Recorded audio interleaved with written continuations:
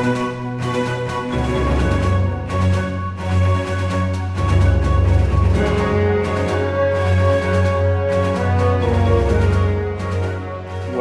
to the show here, and we have prepared a little bit of questions, and of course we will talk about CBDC and the fast-growing global market in that space.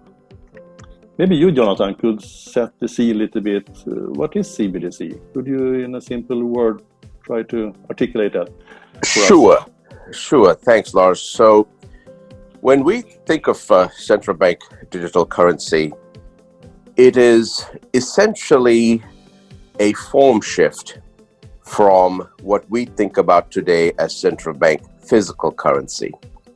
So central bank physical currency is the cash that we carry around as notes and coins, and is traditionally thought of as base money. Base money, also known as M0, is a liability on the books of the central bank. It is denominated in the currency of the country. So in the United States, that would be a US dollar. In Kenya, that would be a Kenyan shilling.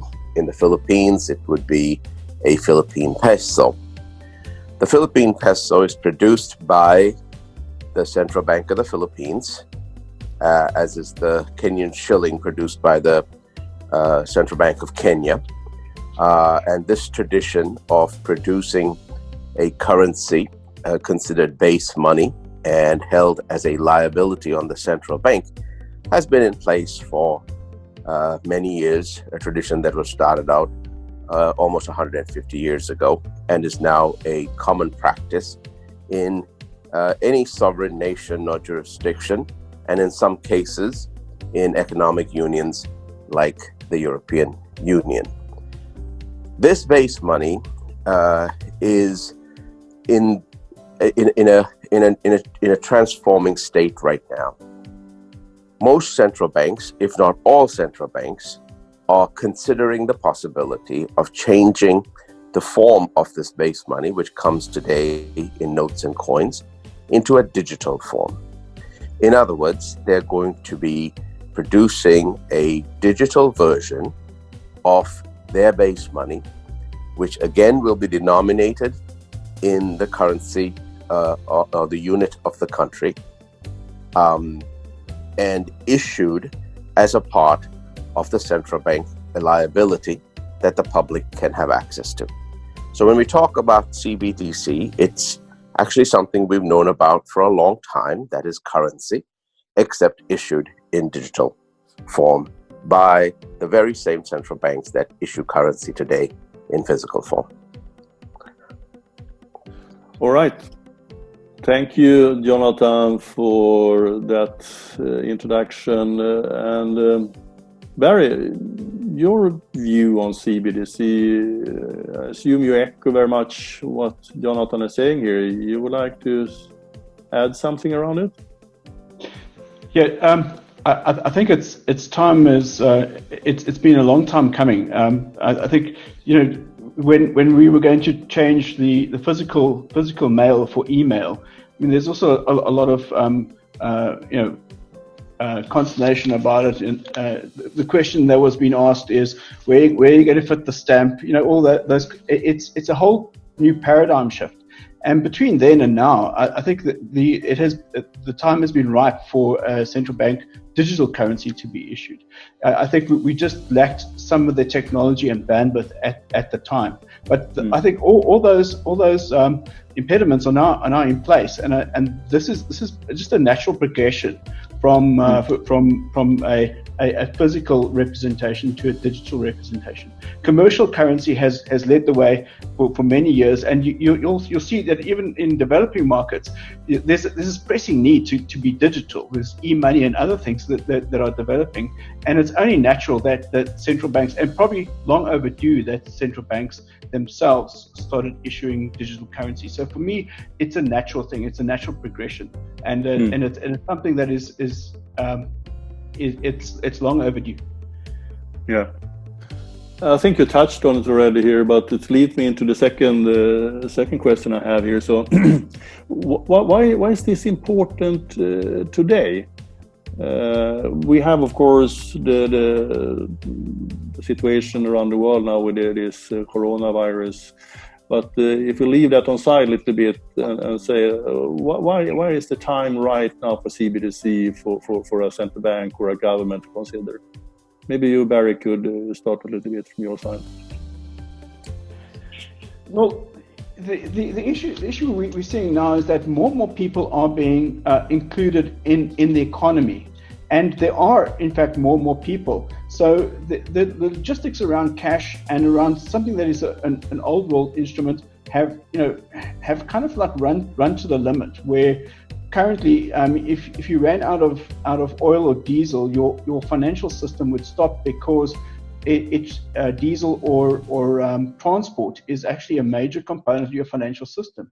I think it's time just to liberate it.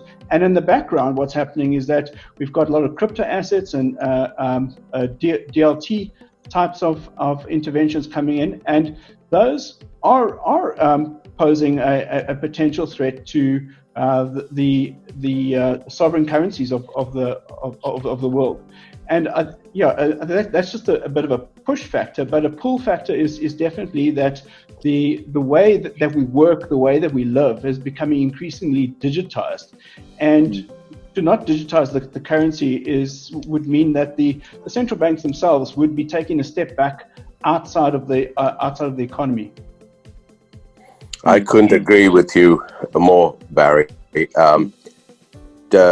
I know physical currency has been a very powerful instrument, and is in some ways the great equalizer, meaning anyone with physical currency has the ability to execute an equal transaction to another person with an equivalent amount of physical currency. It's a very, very powerful instrument, and it frees people from having to obligate themselves in whatever way when a service or a product is offered or purchased or exchanged. Physical currency allows you to settle that obligation near instantaneously. But there is sort of one major obstacle or impediment with physical currency, which is that it doesn't transcend space and time. Two people or two individuals would have to be in the same place at the same time, making physical contact or very close to physical contact to execute a physical currency transaction. Well, COVID-19 has put a spotlight on the ability for people to transact, or the necessity for people to transact across space and time without having to be in the same place at the same time. And needless to say, that has brought out the possibility that transactions can be and should be executed across space and time.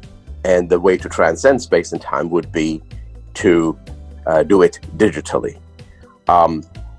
That challenge aside, to your point, that we are actually transacting digitally anyway, and have been, and in many ways, it is the direction in which transactions and the economy are moving. To complement that capability, it only makes sense to have a digital currency. So your point about it being long overdue, I couldn't agree with you more. With that in mind then, so what do you see as the major, called the change factor in the market? Why CBDC now start to be so important for central banks? Because we see across the world, IMF and so on, that a lot of pressure, a lot of activities, pilots, etc. ongoing. And maybe we also should say, because there's probably different drivers from a developed market compared to more emerging market. So what do you see is the main change factor? Why it's important? So Barry, would you like to give some thoughts on that? Yeah. So with most of the central banks that I speak to, they hone in on the monetary and fiscal aspects of a CBDC and those benefits. And that's probably due to the fact that, you know, in the last since the financial crisis, we've almost got slashed interest rates to very, very thin levels, and it becomes important then to really understand, you know, what the liquidity is in your economy and how pockets of your economy are reacting. And all they have at their disposal now is almost a blunt instrument that is almost worn down because interest rates are very difficult to manage. And they're looking for other things to manage their economies. But in the developing market space, it's more important to have something that people trust, and that trust element is a driver of in the retail space mostly, not just in the wholesale space. So for me, it's become important as a driver of trust within a retail space. And the amount of people that are left out of the economy and left out of the financial system is immense, and it becomes difficult to bring them into a very sort of banked economy and give them a digital instrument. So that's why retail developing market is very important, because it can give people without bank accounts and with limited technology a foot up into the formal economy. You mean it support financial inclusion on the national level, right? Is what you're saying? Yeah, financial inclusion and economic inclusion. Yeah. Because a lot of the platform economies have become the way that people seek and are paid for their work, and so the digital economy explosion is important because it is driving digital transactions. And unfortunately, what happens is that if you're not if you're not included digitally, that digital divide just grows. Jonathan, your view on it? You're traveling around the world for a long time, so you have a global picture. I mean, the list of reasons why its time has come is quite a long list, and I think Barry hit upon some of the most important items. But I think central bankers are also looking at the inefficiency of cash. Cash, as in physical cash, is surprisingly expensive to produce, expensive to transport, expensive to transact with. Several people have looked at the cost of cash, and it's a pretty significant component of the gross domestic product of any given country. So cash as we know it today, even though it has been quite effective, is an expensive instrument, and to Barry's point, maybe even a slightly blunt instrument that we've gotten used to. If a central bank wants to bring a more efficient mechanism that the public can trust in and use on a day-to-day basis, it has to come with a lot less friction, and central bank digital currency, or CBDC, in the form of fiat money, or fiat money in the form of CBDC, is such an incredibly powerful tool for central banks to reach the broadest base of their populace, allow any simple retail transaction to take place, and provide the same capabilities as cash, with a lot less friction and a lot more efficiency. Not to just stop at the point around cash.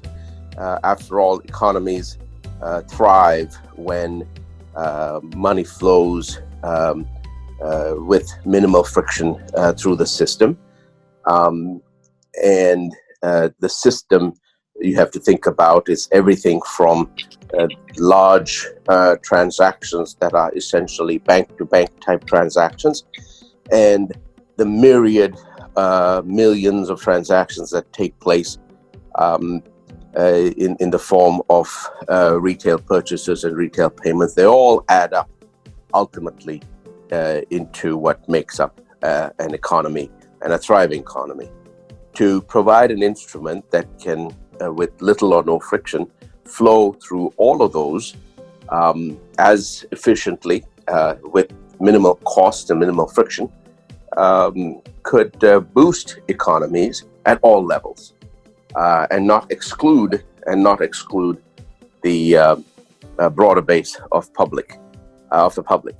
Now, I would add one other point, which is not directly tied to central bank digital currency, but is tied to digital inclusion.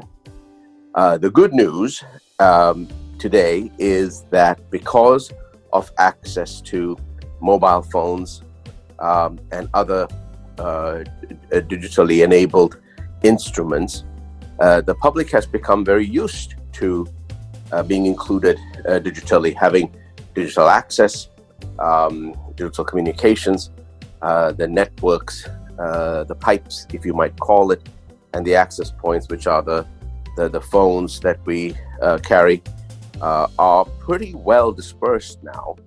And they're, a very, very, very large percentage of the world's population, both in emerging markets and in developed markets, have that access. So when a central bank digital currency is available, making it available in the hands of the broadest base of public through these digital access means is actually imminently possible today. May not have been 20 years ago, but very much possible today. So these things converging, I think, are some of the major drivers. And frankly, a central bank digital currency that is created by a central bank and issued today will power today's economy, but more importantly, will power an economy that our children will inherit. So I think those reasons have made now a good time for central banks to look at this. Thank you, Jonathan. A lot of good insight there, and also looking a little bit ahead. And as we touched on as well here, we have 6 billion mobile devices out there, right? And what you touched on as well a little bit, Barry, here. So we talk financial inclusion. I would like to say maybe as well that social inclusion probably is also something that's important, because with this extended possibility now to reach out to so many people in our country, right? So you can really support the evolution of the entire country. So that is something, of course, that is very important. Absolutely. So let's bring in another question to the table. As mentioned now a couple of times, a lot of activities ongoing in the market here. So I put in this way, design elements of the CBDC. So that could, of course, vary very much. Could you give some examples there, maybe you, Jonathan? What could be the right design elements for a CBDC for a country to take on? As an example. Oh, sure. There has been a lot of debate about these design elements, but I think we are all sort of converging on some very, important factors that are now being relatively, commonly accepted. I would say that there are sort of 3 important components to the design of a CBDC. These are both technical and policy components combined. So let me see if I can spell them out.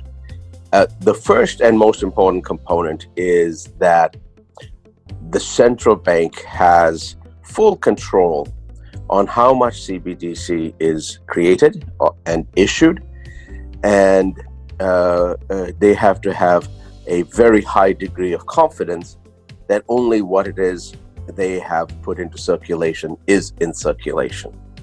This goes to the basic principles of M0 or base money, It's a fixed amount of liquidity created by the central bank and put into circulation, and that by doing so in a very secure manner, that CBDC can ensure that it is not counterfeitable, and that the central bank has confidence that, again, only what they created has been put into circulation. So this is an important principle of how M0 should work, and that has to translate into a design element of central bank digital currency just as much as it is a design element of physical currency.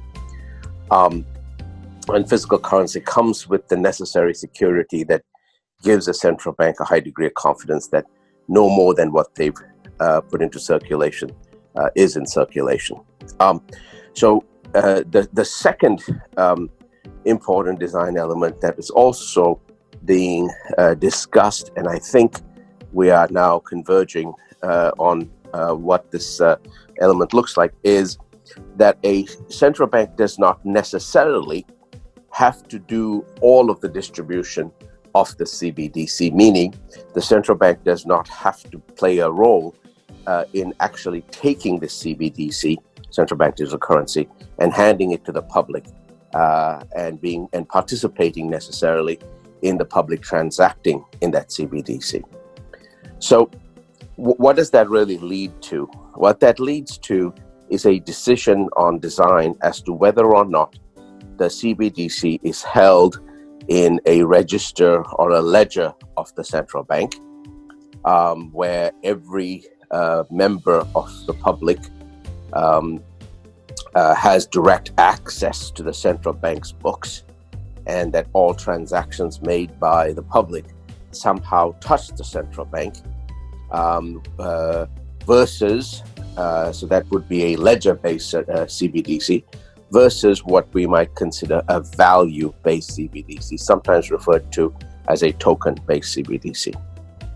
The latter, the value-based CBDC, is one that does not necessarily is not necessarily provided for by the central bank controlling every single transaction, but rather is allowed to free flow, very much like physical cash, into the hands of the broader public.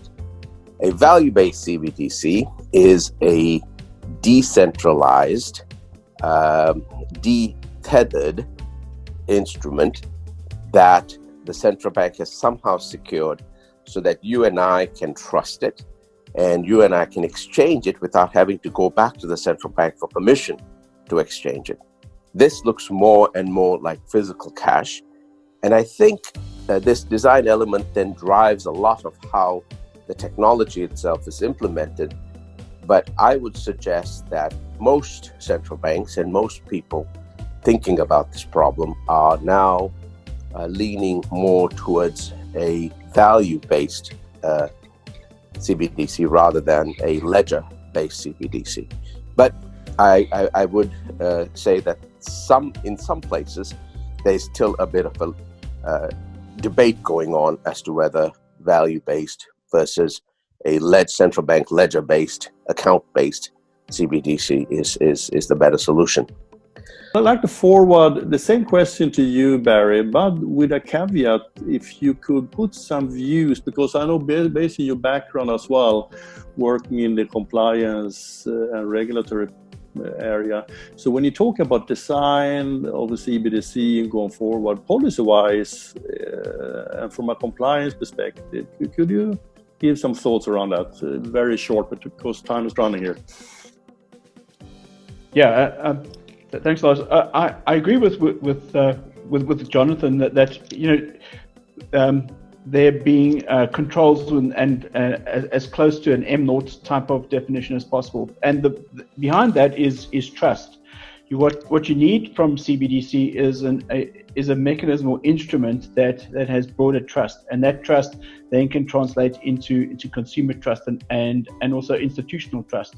And also allied with that, I agree in terms of the value-based CBDC. in terms of the regulatory approach, what you don't want to do is start a financial revolution where you upend everything and recreate things from scratch. Whereas with a value-based, it is possible to use existing rails or use existing configurations within the financial system with as least disruption as possible, make that transition to digital. So I think in terms of most policymakers and many regulators would, in fact, regulators are much more sensitive to risk, would agree with that. They really don't understand the degree of trust that you can have in a ledger-based system and the design constructs that would need to happen in that space. Another aspect that I would say in terms of the design criteria is speed, because you're creating here a cash alternative, and I think let's not be unambitious to say that it's going to replace cash. It's going to create its own type of economy, its own type of transactions, and particularly with the Internet of Things, you're not going to even have people transacting on this anymore. So it has to be something that is quick enough to replace cash. It should be quick enough to allow for spot transactions where goods and services are transferred in real time. So those are some of the most important things that I see. It's about taking those progressive steps, but not destroying the infrastructure at the same time. So I'd say more as an evolution and not a revolution, right? Absolutely. Yeah. So I have one final question here before we need to conclude the chat today here. To implement CBDC then in a market or an ecosystem, right? You need both the government entities like a central bank, you need private sector. So, and you see also evolution, innovation as an important part going forward. So in an open society and support evolution for new services, how can this improve the consumer's way to do payment and so on going forward, and see the private sector and the public sector working hand in hand? So very short, gentlemen, here. I'll give 1 minute each to you. Then we need to wrap up. You go first, Barry. How's that? Okay. So one of the most important, there are number of factors to this, but one of the most important ones we've seen is that the security of a CBD system or instrument can enable a whole new industry of players, where currently, say for instance in the mobile money or e-money space, that's heavily regulated and it's very convoluted because it is commercial money, and it does pose a risk to monetary policy because it coexists with other forms of currency, and there needs to be checks and balances in place. With a trusted instrument like this, all of that changes, and it becomes a lot more fluid and a lot more interoperable. And what I see, one of the main things coming out of that is a ubiquity of channels, and that opens up the space for fintechs, for regtechs, for many other players to fill out this ecosystem that's missing. The mobile money and many other things just don't work that well because it lacks the ecosystem. I think that CBDC has an important role to play in filling that out, and trust is the main issue. Trust and ubiquity of the instrument are the main factors that I think CBDC can offer. Thank you, Barry. So I give it to you, Jonathan. I want to take off on a point that Barry made, and that is really the economy that we haven't actually talked about. This is the things that will come once a central bank digital currency is available to the public, will go beyond the P2P world, meaning person-to-person world. There are now several innovations in motion that enable machines to transact. taking micro transactions that are able to operate at high volumes, at high speed, to enable pay-per-use type of services that are also powered by machines rather than powered by individuals, all becomes imminently possible. And the build-up that it creates and the innovation that will come because a central bank has chosen to put a central bank digital currency to work is in some ways beyond imagination. And I think it'll release a whole new wave of innovation, which is really the really exciting part of a CBDC underpinning the economy that is still to come, that we haven't yet seen. So these are very exciting times. Some of us may live to see how a central bank digital currency changes the economy and improves the economy and raises the quality of life for a broader base of the world's population, and frankly brings a level of efficiency to the world that we haven't seen as yet. I'm going to add one little additional point, which Barry actually started off with, which is that the world we live in today, the physical cash world, not only is it inefficient, but it also consumes a tremendous amount of natural resources and energy. And looking forward into the future, a central bank digital currency should be a very green technology. Green as in the cost associated with the transport and the enabling of transactions should be minimized in a world of central bank digital currency. So that's not just a design element, but it should also be a policy intent on the part of governments and central banks as they move towards CBDC. Thank you, Jonathan. And that was something important. I was on a call earlier today with Bank of England, for example, and they mentioned as well this power consumption, energy efficiency as a key element in their future thinking as well. So, and I hope all of us will have the opportunity to see a lot of CBDC to be implemented with the central banks around the world. Definitely, it's in the gate, put it that way, right? So we have a lot to look forward for.